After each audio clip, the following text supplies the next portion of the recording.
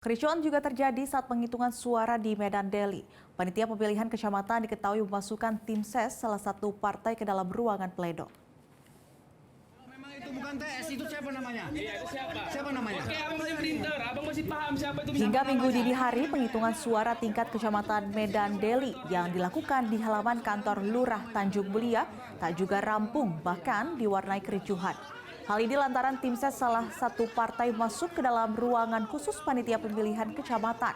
Para saksi yang hadir menduga panitia pemilihan kecamatan akan melakukan penggelembungan suara dengan bersepakat dengan tim ses salah satu partai tersebut. Keributan dapat diantisipasi oleh petugas kepolisian dari Polsek Medan Labuhan. Sementara Panwascam Medan Deli menyatakan akan memeriksa petugas PPK tersebut.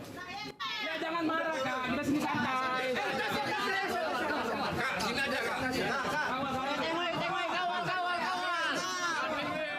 Jelajahi cara baru mendapatkan informasi. Download Metro TV Extend sekarang.